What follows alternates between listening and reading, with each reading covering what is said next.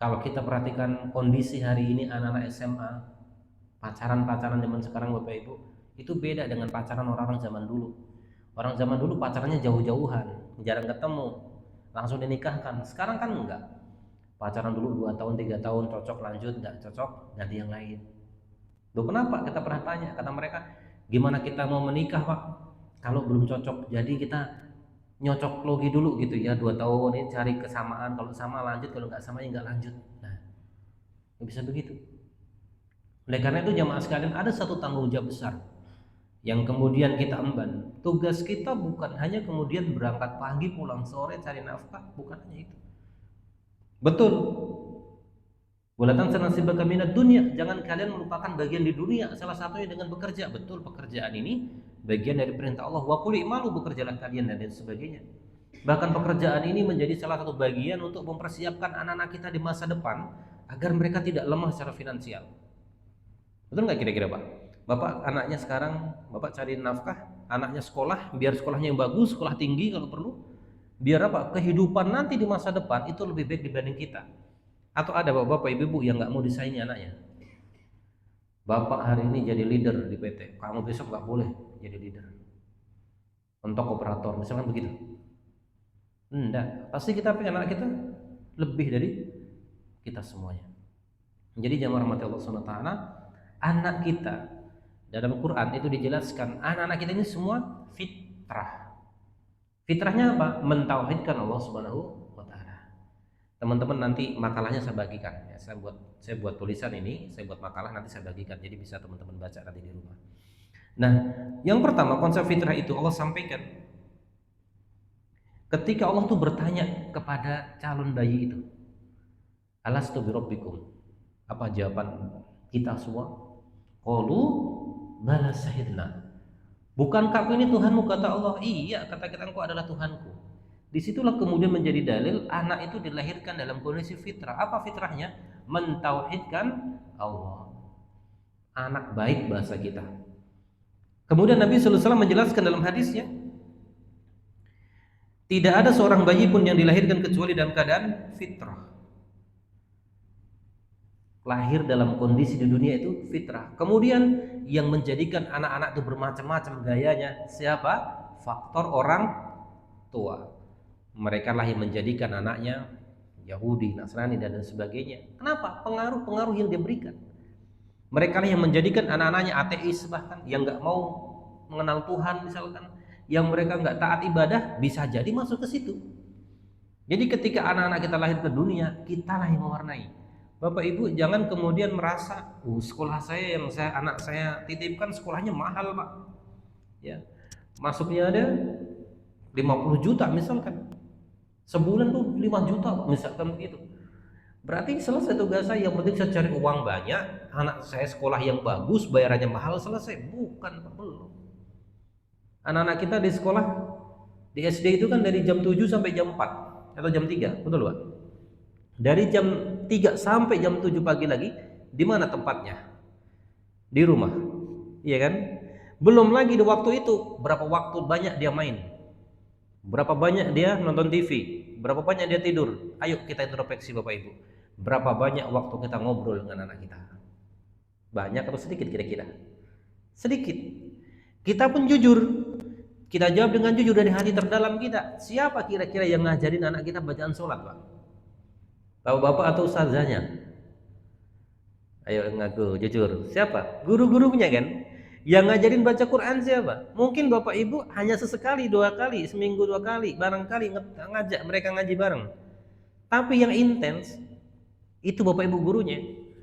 Ya, saya perhatikan para ibu guru itu sampai mereka punya mutabaah, punya catatan, si A ini bacaan sholatnya belum benar. Kalau bapak-bapak, ibu-ibu, anak-anak sekarang yang masuk sekolah, ini sekarang lagi masa-masanya MPLS ya. Ada yang siswa baru Pak, anak yang siswa baru. MPLS itu pengenalan sekolah. Ya, di SD yang kami kelola itu saya lihat guru-guru ngajarin caranya berwudu, bayangkan. Doa mau wudu, kemudian runut dari cuci tangan dan sebagainya sampai selesai. Besok lagi apa lagi? Diajarkan cara sholat yang benar. Jujur Bapak Ibu, ternyata yang banyak mengajari tentang syariat itu adalah guru-guru dari anak-anak kita. Kita tinggal murojaah aja kan, orang tua ngetes. Itu pun ada yang sebut, ada yang enggak. Ayo Pak, bapak-bapak siapa yang pernah ngetes anaknya bacaan sholat? Ayo nak, bapak mau tes bacaan sholat kamu. Pernah nggak ngetes kita Pak? Sekali satu dua orang. Tapi antara kita udah menyerahkan ke sekolah aja deh. Padahal pendidikan yang mendominasi harusnya di rumah Bapak Ibu. Ya. Pendidikan itu paling mendominasi harusnya di rumah. Ya.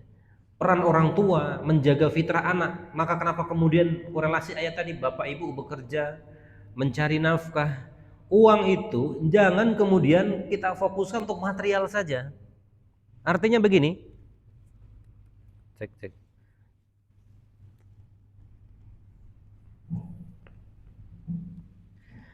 Artinya bahwa uang yang kita dapatkan kita investasikan berupa harta. Anak sekolah mah biarin aja. Enggak. Ya. Tidak ada pemberian terbaik orang tua kepada anaknya kecuali adab yang baik. Adab di mana dapatnya? Dari ilmu, Bapak Ibu sekalian. Saya mau tanya, Ibu Bapak sekalian, ada satu kisah ketika ada orang tua yang menjelang wafatnya, dia punya satu kerinduan. Kerinduannya apa? Anak-anaknya kumpul. Satu ditelepon, nak pulang nak, ibu sakit. Apa kata anaknya? Pak, nggak bisa Pak. Ya, karena lagi tugas. Saya kirim uang saja. Bapak Ibu kalau jadi orang tua begitu kira-kira sedih nggak Pak? Anak diminta pulang, bisa jadi hari terakhir. Tapi anaknya bilang apa? Nggak bisa, lagi ada perlu dan lain sebagainya, lagi jadi pejabat dan lain sebagainya. Ya, dan lain sebagainya. Dan hari itu kan kita ketika jadi orang tua, ketika di penghujung usia Bapak Ibu, yang mohon maaf ya, kita pegang air minum saja nanti itu nggak sanggup. Pegang makan saja nggak sanggup dibantu orang. Di hari itu yang kita butuhkan anak-anak yang dekat dengan kita. Nah, anak itu kan kemudian dalam terminologi Quran itu ada satu ayat menarik, la ta'budu illallaha wa bil walidaini ihsana wa dzil qurba wal yatama wal masakin wa qulu linnasi husna. Mentauhidkan Allah kemudian baru berbuat baik kepada orang tua. Anak yang kemudian berbuat baik kepada orang tua berarti dia akidahnya baik. Maka pentingnya kita menjaga akidah. Tapi perlu kita perhatikan, loh Pak, saya itu sudah maksimal loh, anak saya pondokkan, saya ajari nggak kurang-kurang. Tapi kok hasilnya begini? Bapak Ibu isbir, sabar. Ada nggak yang kira-kira begitu Pak? Anak saya di pesantren loh, anak saya di SDIT, sekolah dasar iuran terus katanya. Anak saya ini pokoknya ngajinya mantep Pak. Tapi kok begini sama orang tua? Bapak Ibu sabar. Contoh, Umar bin Khattab masuk Islam usia berapa? Bukan di usia muda kan? Usia lanjut, hidayah menyapanya. Ya. Suhaib bin Sinan Ar-Rumi dapat hidayah sudah usia di atas 20 tahun. Kemudian siapa lagi? Nu'aim bin Mas'ud, seorang sahabat Nabi, dapat hidayah udah di penghujung usianya. Ada lagi sahabat yang dia masuk surga tanpa sholat. Gimana coba itu kalau masuk surga tanpa sholat Pak? Yang bisa. Waktu duha dia masuk Islam, ikut berjihad, sebelum zuhur sudah wafat. Jadi ketika proses pendidikan sudah kita berikan kepada anak kita maksimal, iya maksimal. Bapak sudah pendampingan semaksimal mungkin, Bapak sudah memberikan biaya terbaik untuk pendidikannya. Tapi kok kemudian hasilnya kemudian belum sesuai yang kita harapkan, bersabar Bapak Ibu. Doa kita nggak pernah putus. Bisa jadi nanti anak kita di usia 30 tahun baru dapat hidayah. Bisa jadi di 40 tahun baru dapat hidayah, baru baik pada kita, bisa jadi. Kenapa? Karena kita tidak memiliki kuasa untuk memberikan hidayah kepada siapapun, termasuk istri kita Pak. Ada seorang rekan dia cerita, teman saya alumni Timur Tengah, pengen menikah katanya dengan seorang perempuan yang mohon maaf pakaiannya ketat, gak pakai jilbab. Kata dia Pak, saya ingin merubah dia.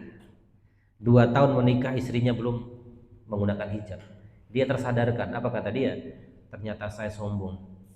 Saya nggak bisa merubah istri saya, yang merubah itu Allah. Jadi Bapak Ibu bayangkan Nabi Nuh. Nabi Nuh itu sampai berdoa, ya Allah, ketika kita baca kisah Nabi Nuh, Allah tenggelamkan putranya dalam air bah yang begitu besar begitu. Nabi Nuh sebagai seorang bapak punya ikatan biologis, ya Rob selamatkan anakku, dia bagian dari keluargaku, kata Nabi Nuh. Apa kata Allah? Hai Nuh, dia bukan bagian dari keluargamu. Ini menunjukkan hikmahnya, Nabi saja nggak bisa ngasih hidayah, apalagi kita. Tapi jangan dijadikan senjata. Ya udahlah, kita nggak usah ajarin anak-anak kita lah nunggu hidayah. Tidak Bapak Ibu, hidayah kita jemput. Usaha maksimal kita. Oleh karena itu, berbagai komponen itu akan berkumpul tuh dalam proses membentukkan anak-anak yang saleh itu. Di antaranya komponen apa? Bapak bekerja, niatkan pekerjaan kita bagian dari ibadah. Niatkan pekerjaan kita itu untuk kebaikan keluarga kita. Bahkan disebutkan dalam Islam itu suatu kemuliaan ketika seorang bapak yang di malam harinya dia pikirannya dipusingkan, bahasa kita, dipusingkan, disibukkan dengan urusan keluarga, kebutuhan keluarga. Wajah-wajah di sini kira-kira suka pusing nggak Pak dengan kebutuhan keluarga Pak? Ah, ibu-ibu, ini Bu, bapaknya suka pusing karena kebutuhan keluarga ini. Maka itu dianggap satu kebaikan. Bayangkan di dalam Islam. Ya. Bahwa bapak malam merenung dan lain sebagainya, ya Allah besok gimana gimana. Dan disitulah kemudian Allah berikan kebaikan. Kenapa? Bagian dari usaha maksimal kita di dalam memberikan yang terbaik untuk keluarga kita. Nah, jamaah rahmati Allah Subhanahu wa taala. Kemudian tadi dua dalil. Yang pertama, anak dilahirkan dalam kondisi mentauhidkan Allah. Fitrahnya mentauhidkan Allah. Orang tuanya lah yang kemudian menjadikan dia berbagai jenis aliran. Bahkan nggak sholat pun ada peran orang tua di situ. Kenapa kok bisa nggak sholat? Ya nggak sholat didiamkan, nggak diajari. Kalau sudah diajari, disuruh maksimal terus, kemudian doakan maksimal dan lain sebagainya. Maka di kajian ini saya ketengahkan bagaimana konsep tanggung jawab yang disampaikan oleh Dr. Abdullah Nasir Uluan. Ini seorang ulama besar kita. Beliau menulis buku tentang Tarbiyatul Aulad fil Islam, pendidikan anak dalam Islam. Ini buku yang sekarang sedang saya ulik-ulik begitu ya, yang saya perdalam.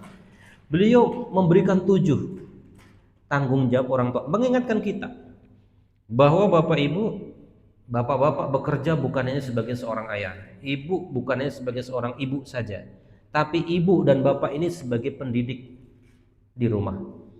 Bapaknya kepala sekolahnya, ibunya gurunya. Saya mau tanya ke ibu-ibu, Bu, kalau sekolah, anak kita sekolah Bu, kepala sekolahnya nggak punya program, sekolahnya kira-kira maju apa mundur Bu? Bapak saya tanya, Pak, sekolah anak kita Pak, kepala sekolahnya itu nggak mau ngapa-ngapain Pak, nggak punya program, kira-kira sekolahnya maju apa mundur?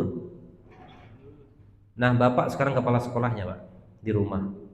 Kurikulumnya Bapak yang menciptakan. Ini anak mau dibawa kemana? Sekolah anak mau kemana ini? Bukan berarti Bapak pasang pelang di rumah sekolah keluarga, kurikulum buat, enggak seperti itu. Bagian dari kurikulum apa? Bapak memilihkan sekolah terbaik. Bapak mendampingi mereka, buat di rumah suasana-suasana belajar, suasana-suasana edukasi. Piknik boleh Pak, jadi jangan dikira, wah berarti saklek banget ya di rumah belajar. Tidak, silakan aja anak-anak jalan. Bahkan ada satu sekolah pernah saya cerita, sekolah akan memberikan nilai kepada siapa? Murid yang melakukan perjalanan selama 3 hari dengan bapaknya. Ibu-ibu ikhlaskan suaminya 3 hari berjalan dengan putrinya, Bu. Biarkan pergi kemana dia, nginep di mana silahkan. Ajari dalam perjalanan itu Pak, anak itu cara pesen tiket, cara pesen makan, ajak ngobrol 3 hari saja. Kami di pondok punya program tapi masih sederhana. Di Desember itu anak-anak nggak boleh dijemput oleh orang tuanya, kecuali mereka ada satu syarat harus penuhi. Apa itu? Menjemput anaknya di pondok harus ayahnya, harus bapaknya, dan itu harus menginap. Jadi ketika ini program baru jalan sekali, insya Allah tahun ini dan terus akan jalan. Jadi mereka datang di Sabtu siang, pulang Minggu jam 10, akad jam 10. Mereka bapaknya itu apa? Dari Sabtu siang sampai Minggu pagi kumpul dengan anaknya, ngobrol, nyantri bareng di pondok. Malamnya halakoh Quran, ngaji bareng Pak, mondok semalam, ngobrol sama anaknya. Ini luar biasa.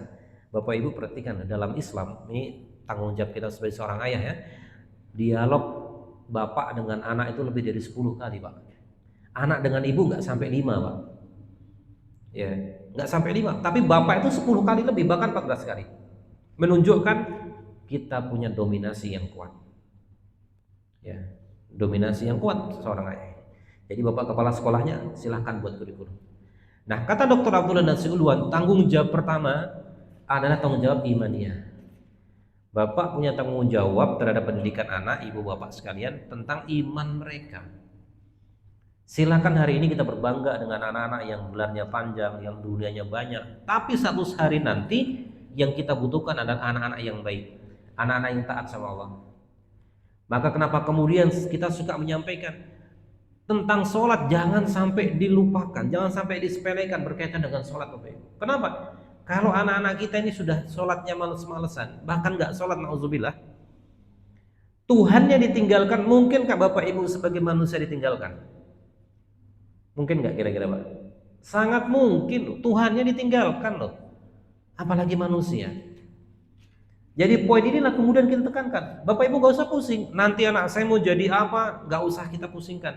Silakan punya program, Bapak pengen kamu nanti jadi ABRI. Wah, dulu kan gitu cita-cita jadi ABRI, jadi polisi begitu ya. Bapak Wahana kayaknya waktu kecil cita-citanya juga jadi ABRI dia. Pengen jadi ABRI silahkan, mau jadi apa silahkan, tapi ingat kualitas sholat itu jangan sampai dilupakan. Ini proses tazkiyatun nafs. Said Hawa menjelaskan dalam bukunya Tazkiyatun Nafs, salah satu hal yang bisa mensucikan jiwa manusia adalah dengan sholat. Dan kalau kita dapati seorang yang jiwanya sudah bersih, maka otomatis kehidupannya, tingkah lakunya juga baik. Inilah konsep Tazkiyatun Nafs dalam Islam. Imam Ibnu Qayyim Al-Jauziyah itu pernah menuliskan beberapa hal yang beliau kasih judul dampak-dampak maksiat. Poin pertama, penyebab maksiat itu apa? Yang akibat dari maksiat itu adalah sulitnya ilmu masuk. Bapak Ibu, anak-anak pengen pinter gampang, bersihkan hatinya. Kalau hatinya nggak bersih, nggak bisa ilmu masuk. Contoh sederhana, orang yang hobinya nonton yang diharamkan, yakin nggak bisa kuat dia dalam baca Al-Quran. Pasti Pak. Kenapa anak-anak pondok itu gampang ngafalin Quran? Dulu di pondok sehari satu kebet itu cepat Pak. Tapi kenapa kok ketika pulang sulit? Matanya tidak bisa dikendalikan. Tidak akan pernah bercampur namanya ketaatan dengan kemaksiatan. Bahkan para ulama juga sepakat dalam berbagai tulisan cara untuk mudah bangun subuh dan qiyamul lail. Dulu kita pernah dapat nasihat dari Kiai Haji Abdul Karim, Muslih Abdul Karim hafizallahu taala, beliau pengasuh di Baitul Quran. Beliau bilang pernah dalam satu materi kajiannya, kalau kamu pengen bisa qiyamul lail, satu, jangan banyak maksiat di siang hari, mata kendalikan. Yang kedua, jangan banyak makan di malam hari. Kenapa? Banyak makan itu akan menghilangkan hikmah. Pulang sip 2 jam 11 malam, pecel lele-lelenya 2, nasi uduknya 2, es teh manisnya 2 gelas. Kenyang Pak, yakin jam 2 berat bangun tahajud. Paling bangun jam 6 itu. Kenapa? Karena begitu kenyang perutnya. Sampai berkaitan dengan perut ini ada hadis Nabi dalam Kitabul Jami' Syarah Bulughul Maram yang kemudian dijelaskan oleh Imam Ibnu Rajab, hindari perut terlalu kenyang, Pak. Kenapa? Karena terlalu kenyang itu menghilangkan hikmah dan kenikmatan dalam beribadah. Sederhana saja Bapak Ibu, kalau kita lagi puasa, buka puasa hari pertama, kita pengen makan. Apalagi yang jarang latihan puasa. Kenyang, tarawihnya ngantuk apa enggak kira-kira? Ngantuk. Itulah gambaran sederhananya. Jadi Bapak Ibu ingat betul, garis bawahi tanggung jawab kita sebagai orang tua bukan memberikan rumah yang megah kepada anak kita, bukan, ada yang lebih dari itu, iman. Maka apa yang kita punya kita keluarkan untuk apa? Pendidikan iman ini Bapak Ibu. Di mana ada tempat pendidikan anak kita bisa terjamin imannya bisa bagus, keluarkan sumber daya yang Ibu punya. Jangan ditahan-tahan. Jangan mobil pengen tiap 5 tahun ganti tapi anaknya sholatnya nggak diperhatikan, jangan. Adapun nanti anak kok timbal baliknya nggak sesuai dengan apa yang kita harapkan, kita kembalikan kepada Allah. Paling tidak kita sudah berusaha maksimal, sudah doa nggak pernah putus. Adapun hasilnya itu bukan tugas kita, tetapi itu hak dan wewenang Allah Subhanahu wa Ta'ala. Ya, jadi pendidikan iman. Nah kemudian yang kedua, pendidikan akhlak, keteladanan. Pokoknya intinya adalah keteladanan. Hari ini kata Dr. Syed Naqib Al-Atas, kita dalam kondisi loss of adab yang begitu turun drastis Bapak Ibu. Hari ini moral itu turun drastis. Bapak Ibu bisa rasakan, yang dulu kita tinggal di kampung sekarang tinggal di kota, itu banyak perbedaan ya. Kita berharap satu-satunya lembaga pendidikan, Bapak Ibu, yang bisa mengontrol adab anak-anak kita adalah pesantren. Ibu Bapak sekalian, hari ini ada penelitian, anak-anak yang masuk pesantren se-Indonesia itu dari tahun ke tahun turun. Tahun ini hanya 1 juta sekian orang, padahal sebelumnya itu 4 juta orang. Dan sekarang fakta di mana-mana pesantren banyak kekurangan murid, banyak di mana-mana. Cuma 1 2 pesantren besar pun mengalami demikian, ya, kekurangan murid. Entah kenapa orang tua sudah nggak berminat lagi di pesantren, atau memang framing yang nggak benar tentang pesantren. Kita memang ada oknum yang demikian, tetapi yang lebih baik banyak, Bapak Ibu sekalian, ya. Nah, kita bisa bayangkan 10 tahun ke depan, jika lembaga pendidikan ini nggak ada, Bapak Ibu sibuk bekerja, siapa yang ngajari anak-anak kita, Pak? Lingkungan, betul nggak kira-kira? Ibu bapak sekalian, penelitian saya berkaitan dengan ibu bapak bekerja, anak belajar sama siapa? Itu saya teliti jadi disertasi saya. Ibu bekerja, bapak bekerja, anak siapa yang ngajarin? Bisa nggak bapak ibu bekerja tapi anaknya dapat pendidikan yang baik? Itu yang saya jawab dalam disertasi. Silakan nanti bapak ibu kalau mau baca. Ada 300 halaman. Jadi pertama pendidikan iman, kedua pendidikan akhlak. Akhlak tidak akan baik sebelum iman dulu, Pak. Iman ini baik baru akhlak. Coba perhatikan ayatnya. La ta'budu illallah wa bil walidaini ihsana. Perintah mentauhidkan Allah disusul dengan berbuat baik kepada orang tua. Berbuat baik kepada orang tua itu kan akhlak, Pak. Akhlak tidak akan muncul sebelum ada iman. Orang yang imannya baik, ketika orang tuanya sakit mendampingi orang tuanya, dia jadikan ini pintu surga dalam pengabdiannya kepada ibu bapaknya. Dia nggak merasa lelah, dia nggak merasa putus asa ketika merawat ibundanya. Ya, dia nggak ngeluh, Pak. Kenapa? Ini bagian dari surga dunia. Ada seorang tabiin menangis ketika ibundanya wafat. Ditanya, wahai imam, bukankah anda ini mengajari kami untuk tidak boleh meratapi orang yang meninggal? Dia bilang apa? Aku tidak meratapi tentang kepergian ibundaku, tapi aku menangis surga duniaku sudah tidak ada lagi. Berbakti kepada orang tua. Nah, keyakinan seperti ini nggak pernah akan muncul sebelum imannya kuat.